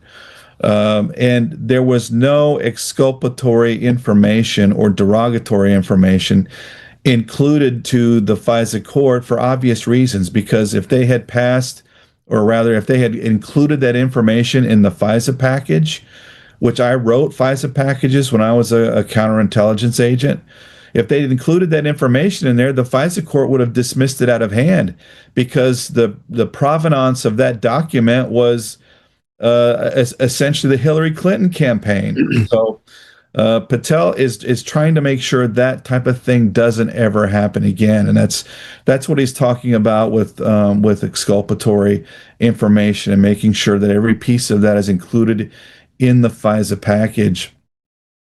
FISA is still a very, very important process, and he, unlike many, understands particularly how important it is to national security because he worked a lot of those matters when he was doing a lot of the counterterrorism stuff. But 702 is a little bit, a little bit of a different component of it. I'm a proponent of 702. I think that section needs to remain as part of the FISA capability. You simply need better, and in his terms, I think more streamlined oversight, so you don't have all this duplication and the possibility of things falling through the cracks. So I think Patel, in talking about streamlining this process, he's talking about a more focused actual approval process when it comes to FISA. So, and frankly, if you have fewer people in the approval chain, you know exactly where to go to if there is an issue. Like if we got an issue with this FISA, exactly who is in this approval chain. So there's a lot less, sort of lost information. A much tighter span of control always results in better managerial decisions. So that's kind of what he's getting at with that statement. So yeah. I'm very encouraged by that. Very encouraged by the shrinking of the DIOG, which is essentially the FBI sort of policy manual, like how you go about conducting investigations. There's so much redundancy and accreted information from decades, right? Decades past. So he's greatly reduced that administrative burden as well. That's real amazing. quick on that. Then I'll go to you because we know about Kevin Kleinsmith. You know, he's the one that did the FISA on Carter Page. He lost his job, but then he got his job back. Did you know, under Biden, I believe, and we need accountability for some of these people. And Chris, I didn't mean to step on you. Yeah. Go ahead. So what happened with Carter Page, and to explain the way the FISA process works, you've got an affidavit that you're writing out for whether it's for a FISA affidavit. There's an affidavit on a criminal search warrant. The difference between the two is the level of scrutiny that is supposed to be given to the FISA application because it goes to a secret court. There's either no notification or delayed notification to the person that you're targeting, the person that the court's going to authorize you to circumvent their Fourth Amendment rights. So what Kevin Kleinsmith was responsible for was when the checks are being made to determine is Carter Page someone that is a good guy that's working with us or not, and they work with the intelligence agencies to get their feedback on that, the information came back in such a way that, yes, Carter Page is a good guy. We meet with him and there's not a problem. Kevin Kleinsmith altered that email, and that was used in the package. So he didn't write the FISA. So the way that it works for the affidavit on a criminal search warrant is you write your affidavit up, you're working with your local prosecutor, your assistant U.S. attorney or the U.S. attorney's office, and they're reviewing that, and then they take it before a judge, and the judge takes a look at it. In that, let's say you have 4 informants that are reporting information, and one of those informants, the credibility is suspect, but the other 3 are spot on. That affidavit can go forward. It can still go forward. It'll get sorted out in court. What's different with a FISA package is there's supposed to be the level of oversight and scrutiny, and there's this thing called a Woods file. So, and we always talk about a Woods check. When you're writing your affidavit as the case agent, you're writing it up, and in that Woods file, everything that you assert in that affidavit has to have a direct connection to something in that Woods file that verifies and corroborates that information. So what you end up doing is when they're looking in that Woods file to corroborate it, if one piece of information in that file is inaccurate or contradicts it, the whole process stops. It never even makes it to the court. That's a lot of the reason that you hear the success of a lot of the packages that go through. So what Kevin Kleinsmith did was he violated Carter Page's Fourth Amendment rights. He violated his due process rights, and that laid a foundation for other things that they were doing inside the FBI. He definitely got a slap on the wrist with it. He wasn't investigated. He was investigated by the Trump administration. And yes, eventually, after that slap on the wrist and he lost his law license, that group of individuals is always going to take care of each other. So that's the way it works. Patriots now, protect patriots from their point of view, right? I'm of a little different mindset than John is. I'm a little more apprehensive about 702 and things like that. And the perspective that I look at it is Were we able to do those things prior to 702? Yes. Was it more cumbersome to do it? Yes. But, there's extra hurdles that were there. I think some of those hurdles are unnecessary, and I think FISA and 702 helped alleviate some of those unnecessary hurdles. But I look at it as a strict constitutionalist, a textualist. If an agency, regardless if it's somebody like Carter Page or somebody else in the approval process, misuses a tool that circumvents or directly infringes upon a citizen's civil rights, my first knee-jerk reaction is we stop doing that right now, and we're going to stop until we get this thing fixed, and then we'll move forward. I'm not going to allow you to keep having the tool that you use to infringe upon those rights until we can have confidence that that's going to be done. I don't know how that process works out. There are real-time things that you still have to address. Is it going to make things extremely difficult? Yes. Don't blame me as the constitutionalist that when you violate the Constitution, if I say, let's hold on a minute, let's pump the brakes on this. Don't blame me because you got to pump the brakes.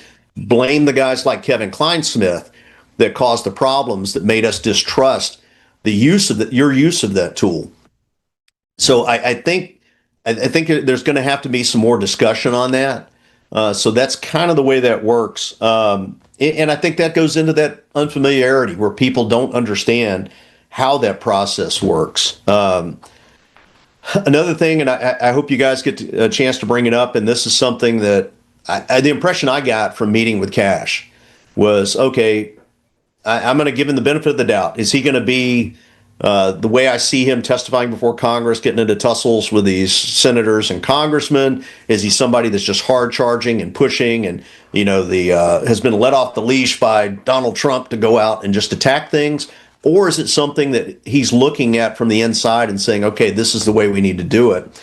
I do think there's a different Kash Patel pre-FBI and once he's on the inside.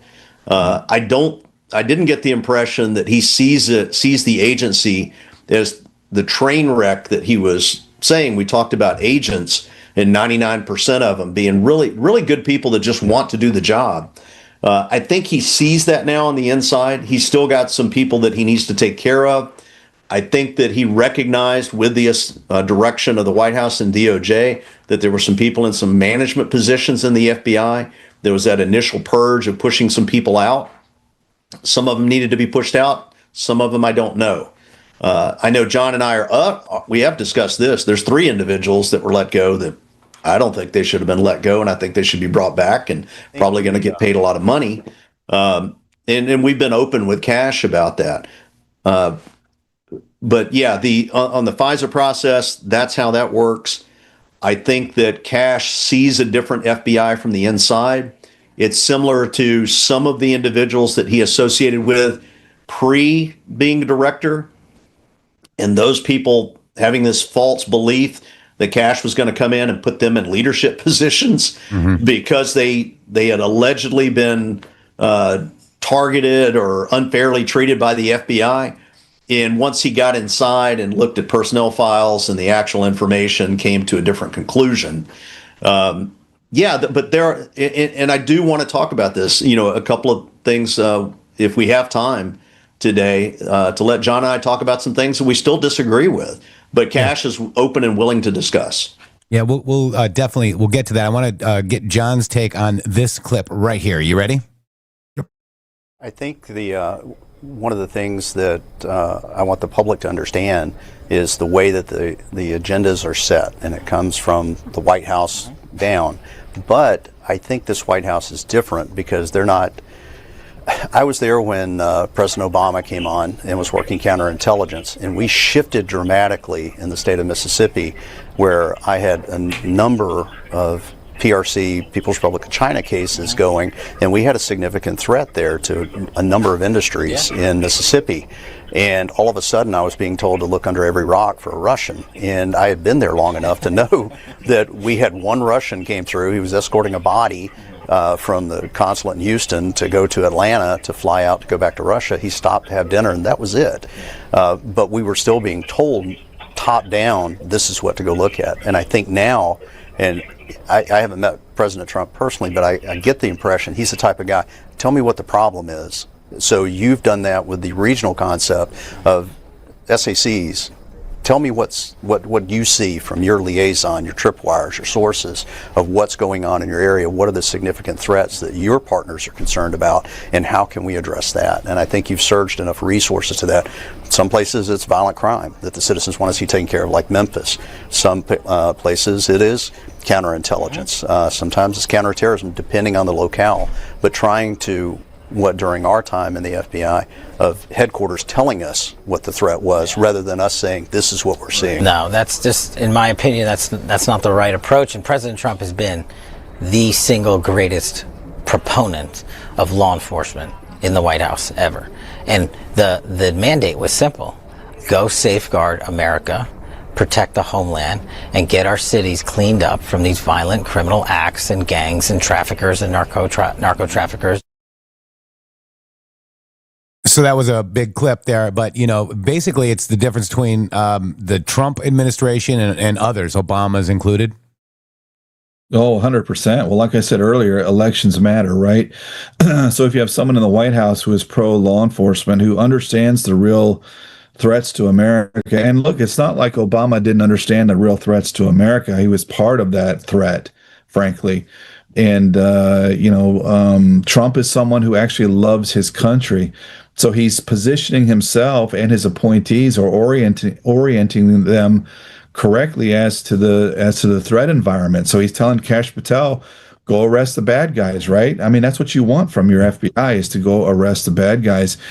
And it has very, very far-reaching effects, because, sort of as the FBI does, or as the FBI goes, so does law enforcement, broadly speaking. And the FBI has a big influence on state and local law enforcement. All you have to do is simply look at like the weapons the weapons acquisitions for local law enforcement. If the bureau goes to a 40 caliber Glock, what does the sheriff's office typically go to?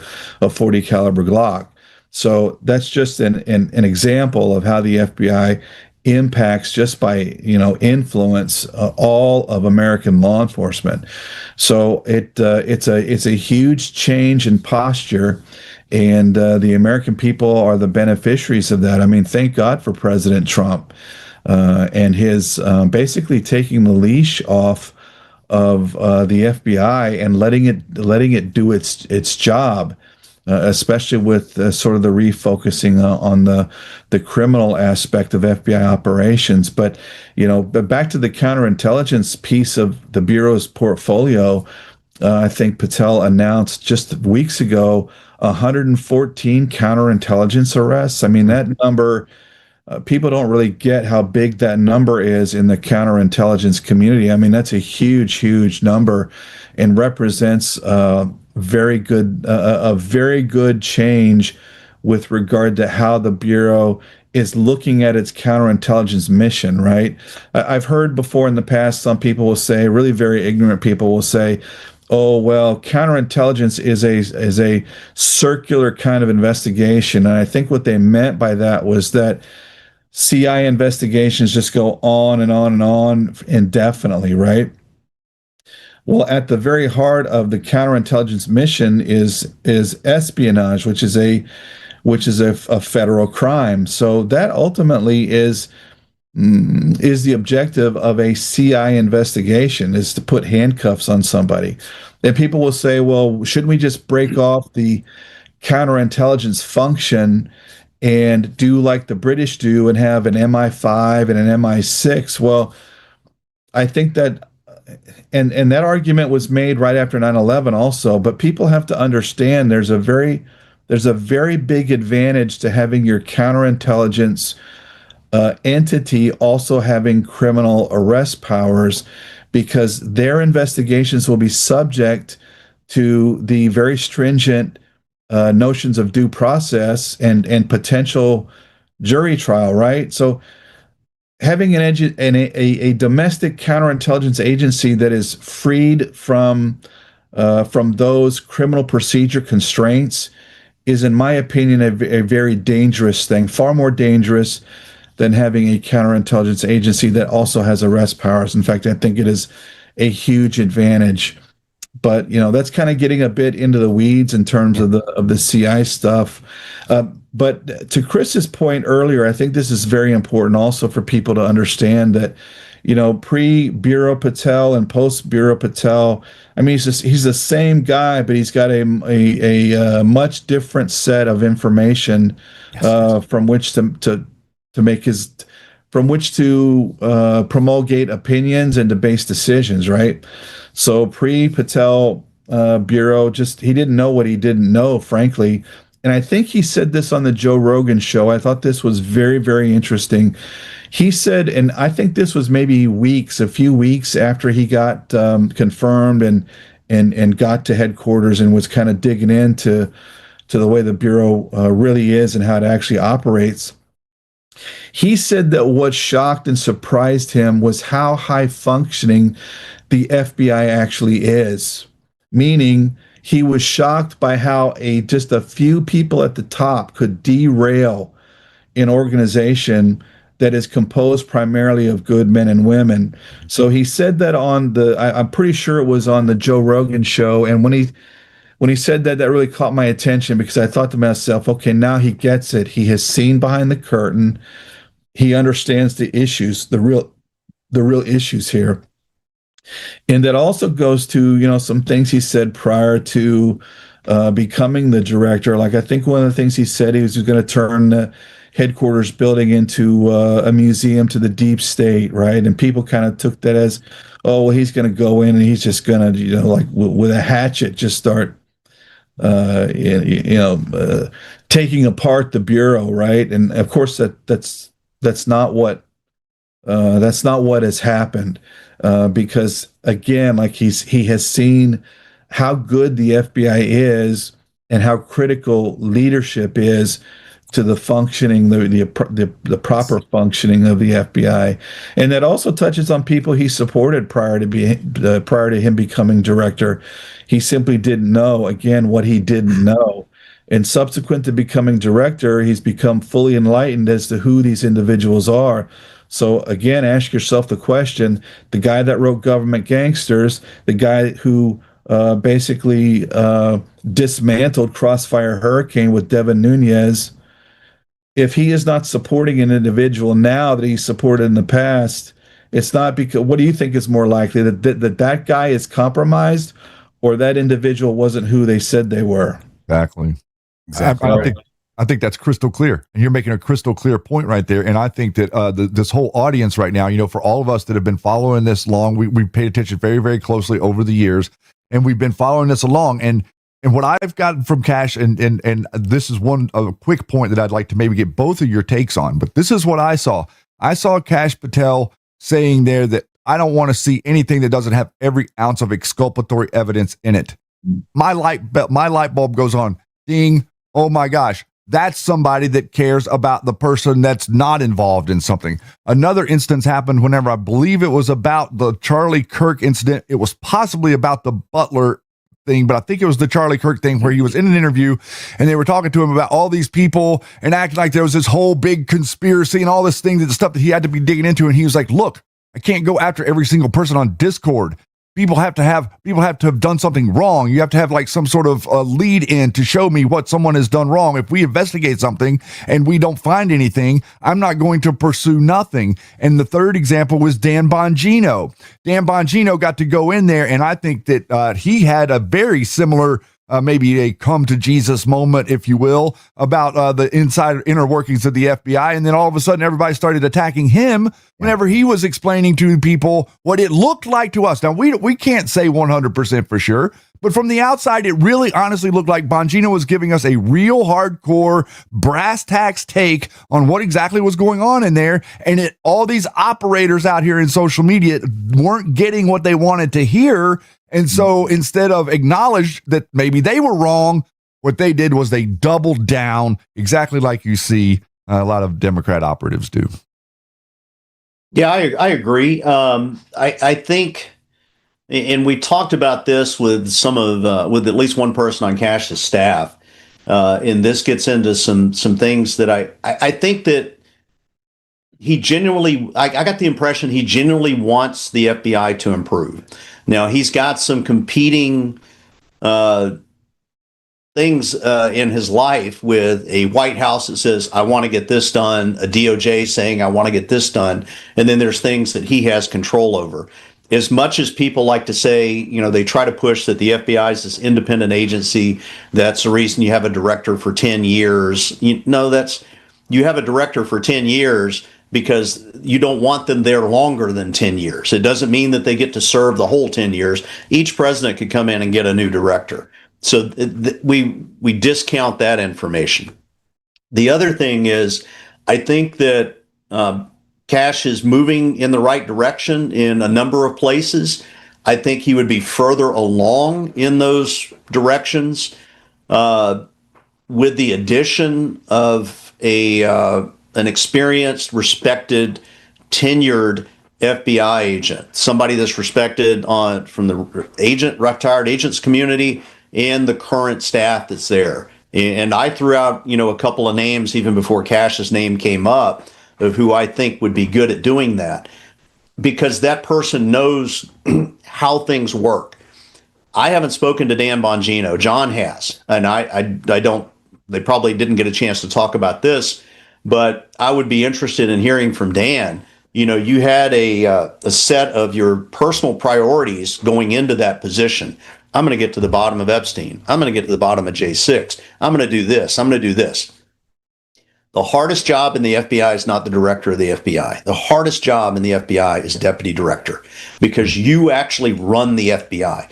The director's the face of the bureau, is working on setting policy, things like that. The deputy director, and Dan actually did mention this a couple of times. Every day I got 10 new priorities jumping on my desk of fires that we've got to put out around the world and the United States. And I think once he got on the inside and he realized, holy crap, I don't have even the time to look into these things. But when he did get the time, when he started getting some resources to help him out with an associate deputy director, or a co-deputy director, and he started looking into things, and I made these comments about Epstein. I looked at the crime scene. I looked at things, whether or not he had hanged himself. I said, there's two things that can be possible here: that Epstein did kill himself and there was nefarious activity involved. Both of those things could be possible. Mm-hmm. I still had some questions about the crime scene. As an OSI agent, not so much as an FBI agent, I investigated a number of death scenes. A lot of them were hangings, and it doesn't take much to hang yourself. You can hang yourself with, with the outfit that Epstein was in, the paper outfit and stuff. It doesn't take much to put pressure on the carotid artery and eventually cut off blood to the brain, and you die. It does not take much, and it happens quick. But I do have some questions about things that I saw on the scene. Now, I don't want to go into the detail of the Epstein file. The other's on the January 6th stuff. I think Dan probably got on the inside and looked at it and said, well, wait a minute. This is not what I thought from the outside. So I think there was that bit of a come to Jesus meeting. I also would love to talk to him about the decision-making process and when he was going to step down, because I knew how tough the job was. He had small children. Leaving your comforts of home and going to D.C. and just about living out of a suitcase and probably a small apartment and spending 6-7 days a week inside the FBI, it is grueling, especially in that position. So I understand, and I'm sympathetic to him stepping down from it. I think I haven't met Brian Rea. I didn't know him when I was in the FBI. He came in sometime after I did. I'm glad that they've got somebody that knows how the components work on the inside. I still think Kash would have been further along and benefited from the experience of an individual. And there's an individual that's in our little friend group here that John and I both thrown the name out, and I haven't found anybody that said that he wouldn't have been a good deputy director. He's on to bigger and better things right now. But I think Kash's heart is in the right place. I think he genuinely wants the FBI to be better. I think he wants to restore the confidence in the eyes of the American people about the FBI, and I think he's working toward that. So genuinely, I think that. That being said, still a couple of things that I disagree with, and we had some of those conversations.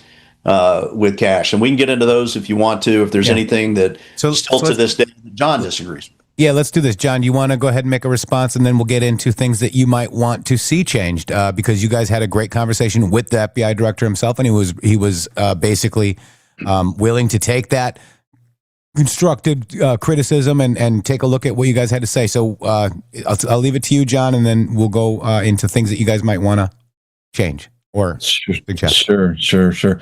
Well, as to Dan Bongino, his term, and he's talked about this publicly, it was always supposed to be just for a year. So again, people have criticized him for running away, stepping down when, supposedly, I guess in their mind, when he should have stayed longer. They probably would be complaining if he had stayed longer, these type of people. But it was for a year term, and I think Bongino was asked to come in and be the hammer, so to speak, and get to the bottom of things, get to the bottom of why Crossfire Hurricane happened, and to try to do as much as he could do to help Patel make sure that this kind of weaponized behavior doesn't ever happen again at the headquarters level in particular. So, the feeling that I got at headquarters, and look, I didn't sit down and interview people at headquarters, and this is based on the people that were responsible for putting the disc together, was a real spirit of optimism. And to me, that was unusual to be at headquarters and to run into people that felt optimistic. And I think that's all due to Kash Patel's leadership and his willingness to sit down and to listen to people. He talked about in the interview where he goes to field offices and he dismisses all the management except I think maybe for just the first line management, and has real conversations in I hate to use the phrase, but a safe space sort of environment where there's you're not talking about retribution, nothing like that, where people can tell him ground truth. So that's a real indication of his particular management style. But in terms of things that I disagree with, I'm not a huge fan of the co-deputy director situation, and to be fair, I don't know why that is. That's maybe a conversation for hopefully another time. But and to Chris's point, maybe there could be some other individuals that might be more seasoned or helpful, maybe in that deputy director spot. But I kind of don't like this bifurcation. But again, I don't know what exactly the reasons are behind that. Also, the dismissal of Jensen, Driscoll, some of these individuals, I think. I don't agree with. I know that the calculus there is a lot more complex, and some of this stuff is coming from the White House. But Jensen, who I've spoken to personally on a couple of different occasions, it was not the individual that he was being painted out to be. And in fact, one individual who gave erroneous information, I'll just put it that way, in a congressional hearing, was describing Jensen as using profanity. And I can tell you from everyone that I spoke to who knows him personally that they have never heard him use profanity over a call, allegedly including thousands of people. So that's just kind of the tip of the iceberg when it comes to the Jensen story.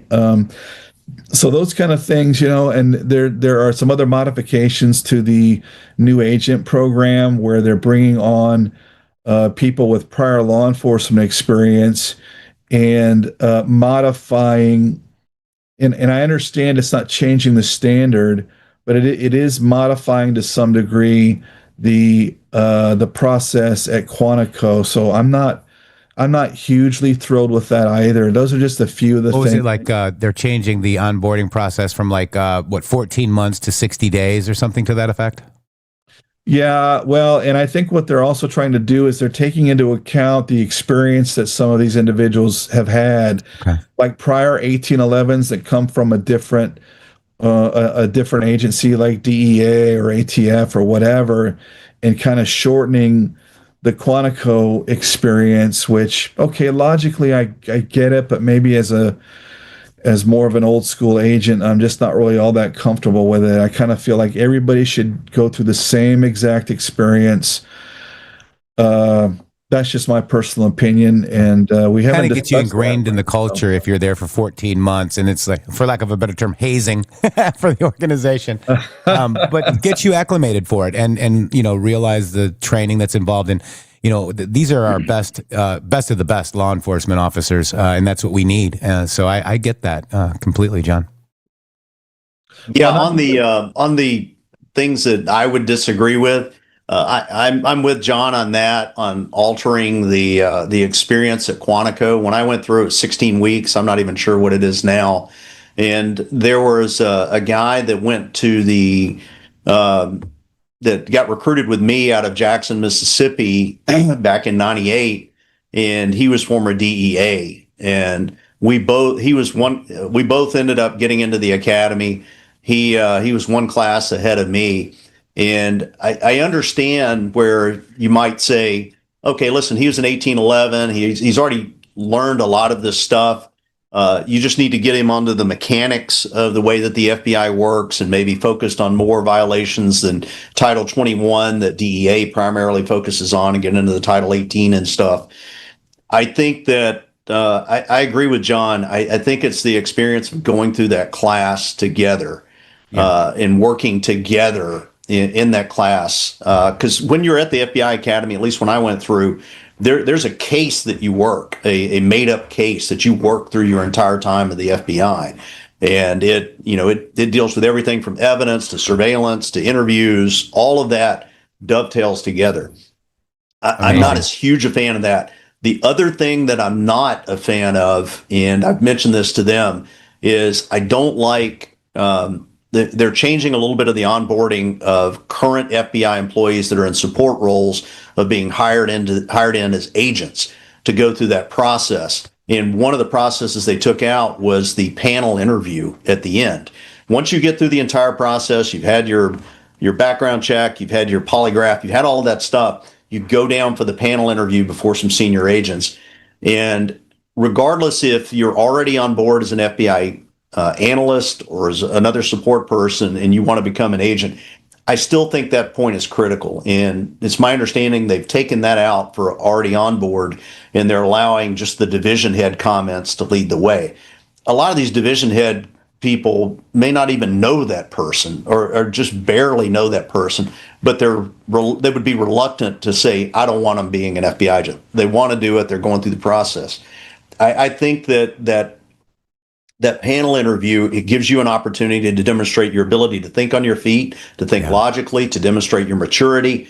I tell people it's about 15 questions over an hour period, and you'd be surprised at how it's not set up as an investigation or a law enforcement question. It's more about, tell me about a difficult time you had in the workplace. What actions did you take to try to resolve that difficulty in the workplace, and what were the results? Situation, action, results. And if you don't have the maturity, and I think that is the number one criteria that you need to be an FBI agent, if you can't make mature decisions, because your decisions literally can involve the taking of a human life within sufficient justification, I think that's one of the things that I don't think that should be removed. And I've said that. I don't get to make that decision. Yeah. They can move on with it. That's just another thing that I would disagree with. And because you took your job very personally and you understand what it takes to be an FBI agent, and that decision, like you said, one of your decisions could be including taking a life. And this is not a game, guys. And I really appreciate you guys being here today. I wanted to just quickly say that when Bongino went into the FBI, he actually was saying to if you're attacking Kash Patel and General Flynn, I took exception with Flynn. He blocked me. When he came out of the FBI, he unblocked me and then went after Flynn. I think that was pretty amazing as well. And I just want to thank you guys. Shady, do you want to just thank the guys as well? Somebody else was blocked. Somebody else was blocked by Dan Bongino and is no longer blocked. That would be me. Yeah, no, that would be Shady. And no, Chris another Hinkle? person. Oh, another person who we might know. Not me. Not me. I was never blocked. No, you guys are good. No, I would like to. I'd really like to just thank these guys. Not only 2 was hours, I, thank you, yes, for sticking around and because I really wanted to get a real sense for our audience, because our audience has had their back and forth with like whether they do or don't trust the FBI, and everybody out there in the whole world of quote unquote conspiracy wants to make you doubt everything that you see and invert everything. So what we're trying to explain to you guys is there is a truth to reality. Once you find the truth to reality, start working your reality like that. Don't continue to dig the rabbit hole because it's pretty much fruitless. Now we can like sync up, be together, and understand that nobody's perfect. An FBI this huge, nobody's going to get it right every single time. But the idea that, you know, what we saw under Christopher Wray was absolute, like an unbelievable non-attention to what was important to the American people. Now we're seeing attention being paid to what's important to the American people. What's important is law and order be done properly. And I really thank you guys so much for not only being here, but for taking the time to go down to the FBI headquarters and speak to Mr. Patel. Yeah, thanks for having us. Yes, sir. Anytime. Come back anytime. If anything happens, let us know. We'll have you back. All right. We will. Absolutely. No matter what they say. God bless you both. Thank you so much for being here. And guys, if you didn't catch it, I've got it right here up on the screen. This is the original interview that they did. FBI Director Kash Patel sits with friends John Nantz and Chris Hinkle. We're at, what are we at? 44.6 thousand views. That needs to be like in the hundreds of thousands of views. That interview is so good. You need to watch it. But I also want to direct you over to John Nantz's Substack as well. Go over at, and I'm going to give you their Twitter accounts, the Chris Hinkle, Hinkle, the John Nantz, Nantz. If I got that right, I believe I do. Those are their X handles. And it was interesting when we played their interview. Kash Patel actually liked Director Kash Patel from his account liked our show links, liked your show links, liked your comment, Chris Hinkle. This is the kind of attention that I think the FBI needs right now to restore that trust, as what Shady was kind of mentioning before. I would never tell you, like, I can never believe right now that I'm friends with ex-FBI agents and the FBI director. Who would have thought that, guys? It's a crazy world. Well, thank you guys so very much. And we're going to head out of here. It's already 2:01. Lots going on. Thank you guys for your time. Thank you. See you soon. Yep. All right, Shady, and I'm going to get out of here with just, what do you want to get out? What song do you want to get out of here with? You're going to put me on the spot. Let's go. Calm Before the Storm? Let's do it. All right, it's the Calm Before the Storm, guys. We will see you guys tomorrow, Wednesday. Oh, wait, it is Wednesday, Thursday. Wow, this week is going fast, Shady. Don't forget to see us on MG Radio, by the way. You can hear this song coming up on MG Radio. Let's go.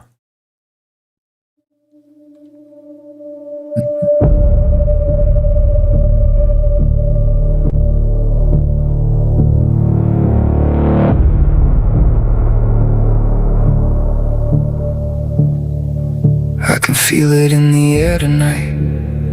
I see the signals in the wire. A question in the darkness, a spark inside the fire. They laughed at all the breadcrumbs, said nobody would see.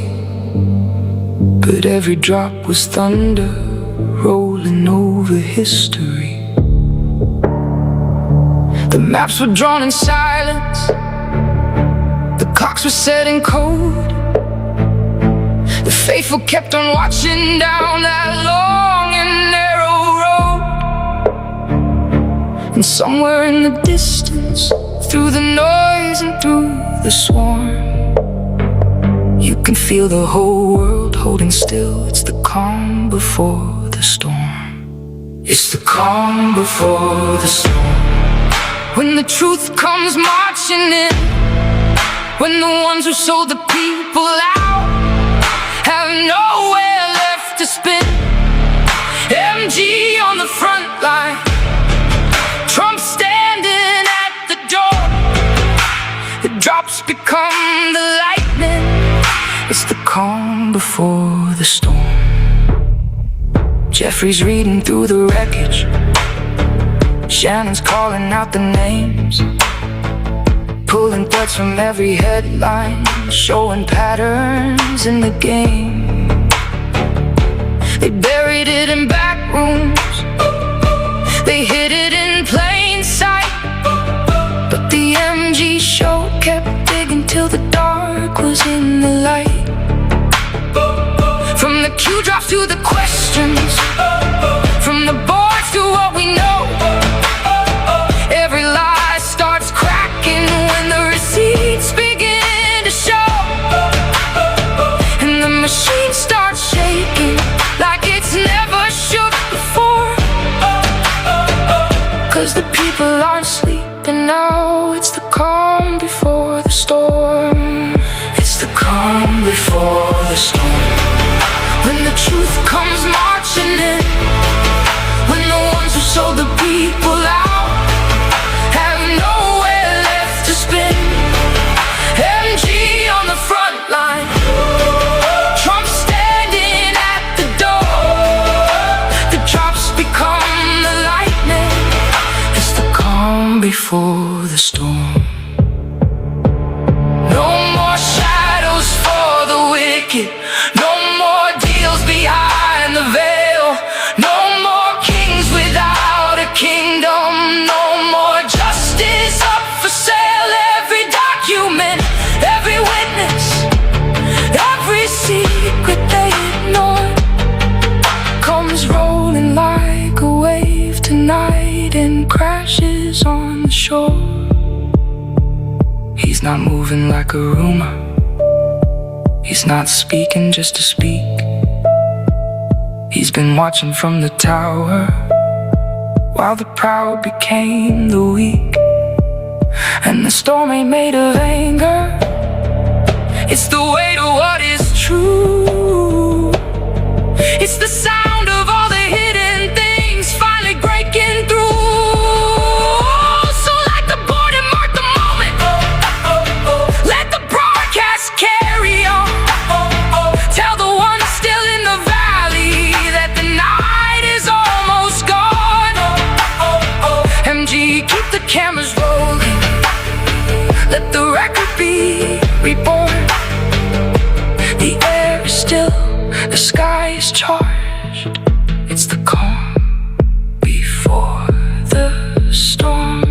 Yes. Calm before the storm.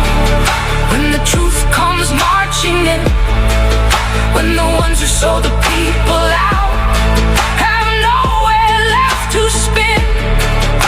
MG on the front line, Trump standing at the door.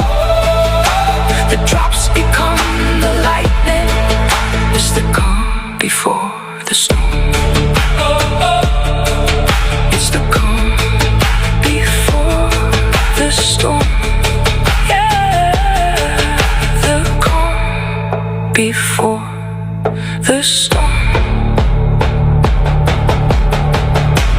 Share the show. www.mg.show. Boom.